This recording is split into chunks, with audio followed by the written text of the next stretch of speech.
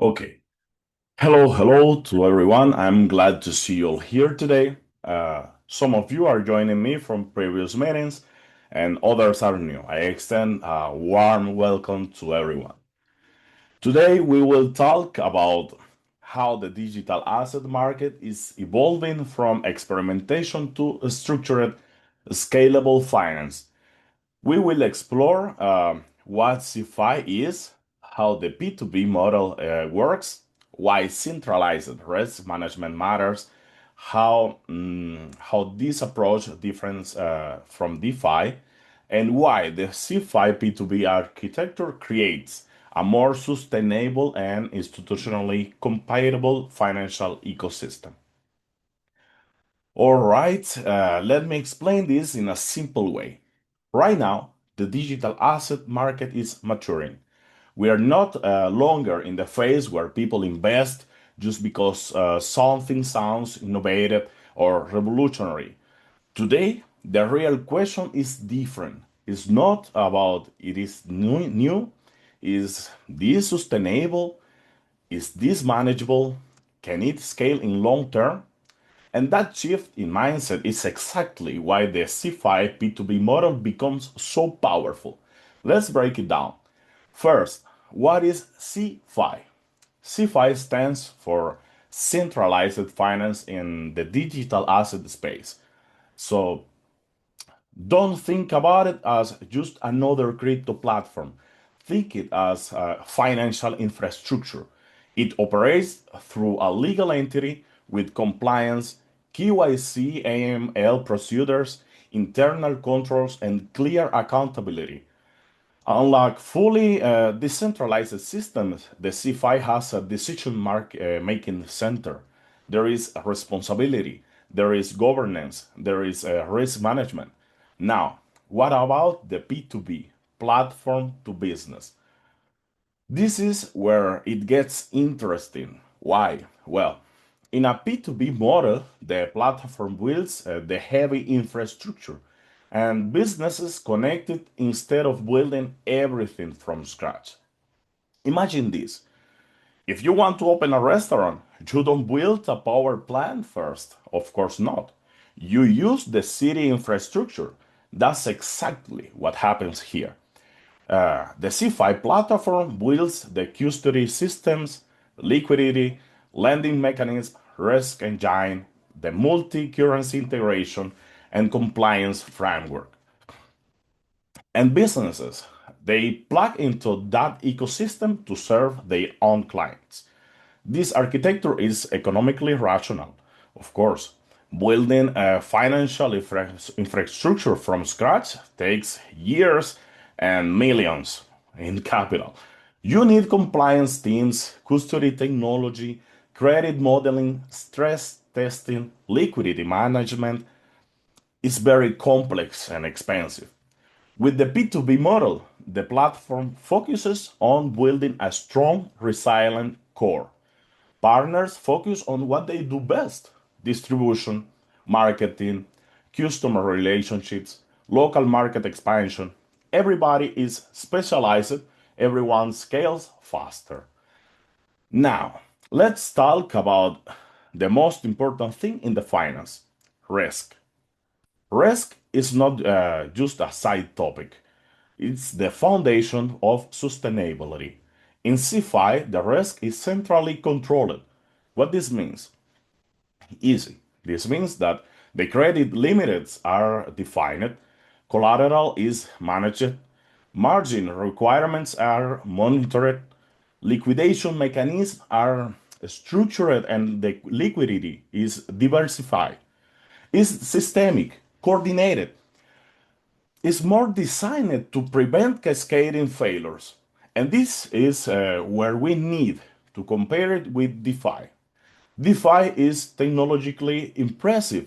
It's decentralized, automated, built on smart contracts.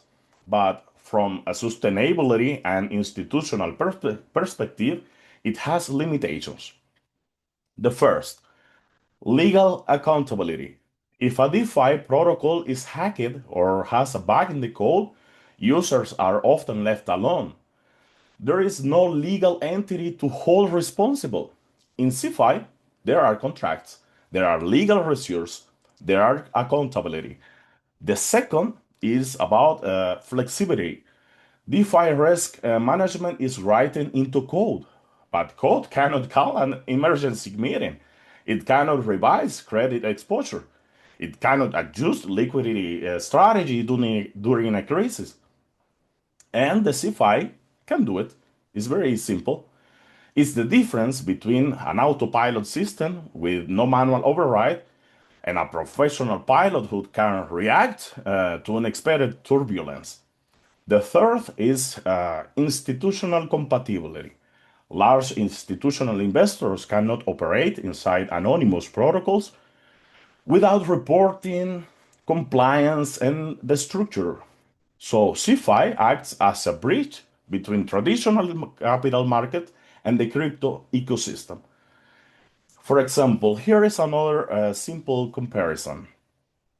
DeFi is like the open sea, total freedom, but full of exposure to storms. The CeFi is like a modern port, structured, protected, with traffic control and insurance. The ships can still sail to the ocean, but they return to safety. Now, from a business standpoint, CeFi platform and P2B model creates a strong scaling effect. How is this? The platform builds the core financial engine. Partners integrate it and go to the market immediately. That dramatically reduces time to market. Instead of spending years building infrastructure and securing license, the business is connected and begin operating. At the same time, the platform scales through its partner network, increasing trading volumes, the fee generation, and interest margin. And the revenue model is diversified, so the income comes from the spreads, transaction fees, interest rates, structured protocols, and custodial services. That diversification makes the economic stronger. But to be clear, this is not about saying DeFi has no value. It absolutely does. It drives innovation, and that's great. But when we talk about large capital, institutional clients, and long term sustainability and controlled growth, CeFi within a P2B framework offers a more predictable and scalable environment. If DeFi is like an experimental lab, CeFi is industrial production. Labs generates ideas. Industry builds durable businesses. So ultimately, CeFi plus P2B is not just a cooperation model.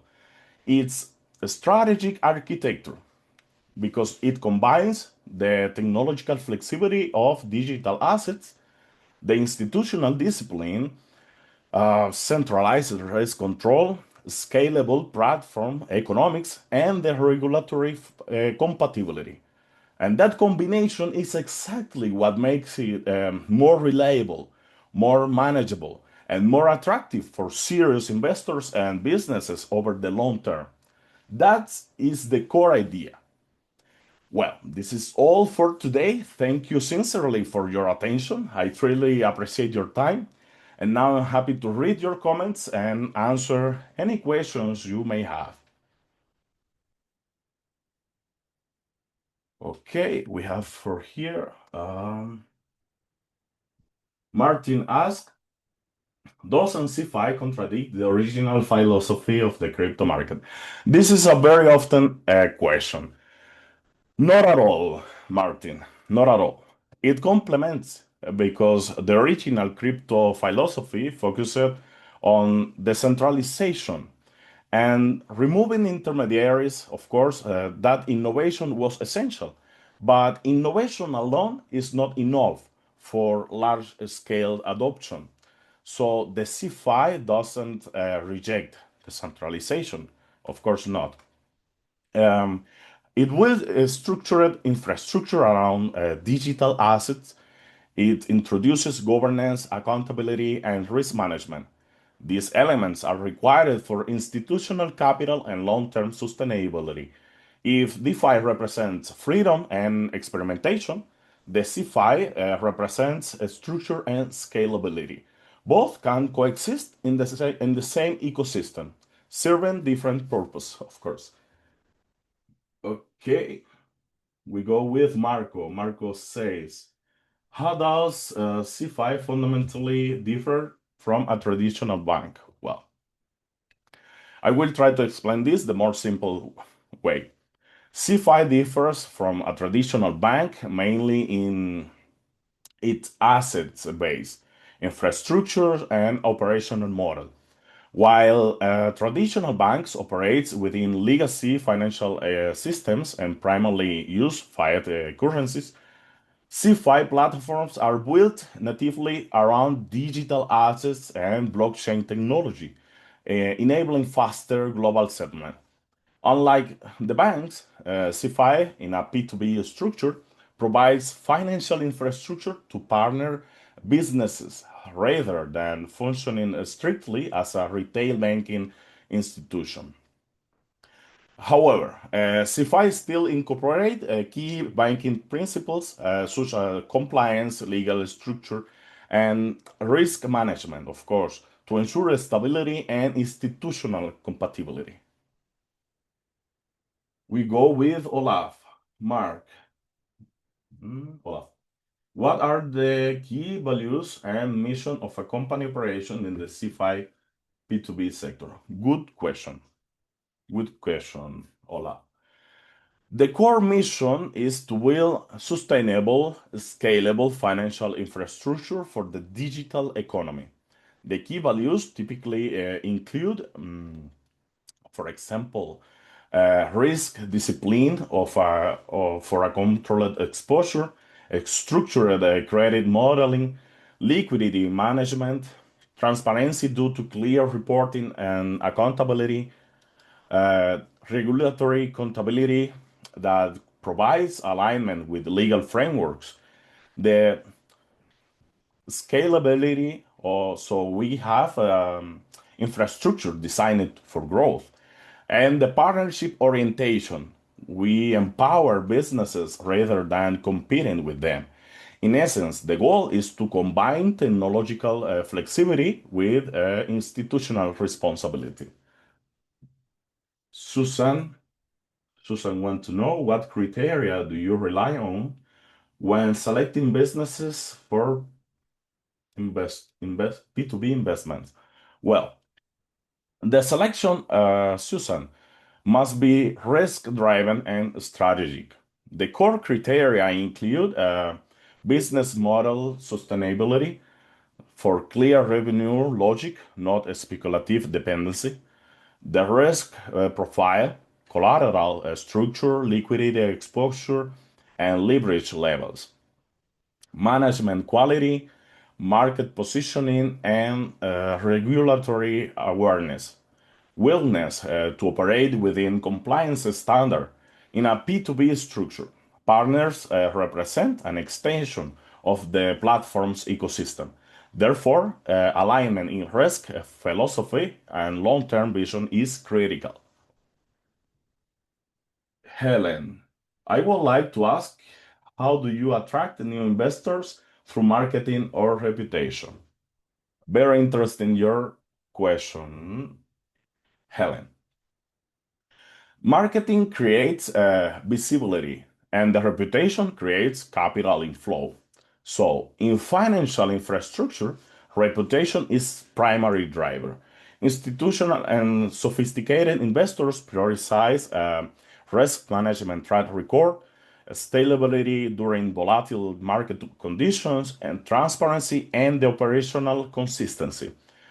The marketing communicates the value proposition, reputation validates it. So, in long term, investors' attraction is built on performance, discipline, and trust, not only in promotion. Ingrid, okay, how do you respond to doubts or skepticism from potential investors? Very simple, Ingrid. Skepticism is finance is healthy. The response should not be defensive, of course not. It should be analytical. We address doubts through transparent explanation of the risk framework, the clear revenue model breakdown. We say the scenario analysis and stress testing logical. We show the legal structure clarity and demonstrating how centralized control reduces systemic exposure. Rather than asking investors for blind trust, the approach to present a structured reasoning and measurable safeguards. In a maturing market, confidence is built through system, not about promises. Well, we have another question.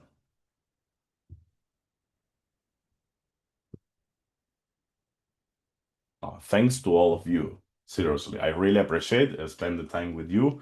I, as all the time I say you, I really hope this presentation is useful for all of you. If we don't have any more to ask, well, it was a pleasure to spend the day with you. See you the next time.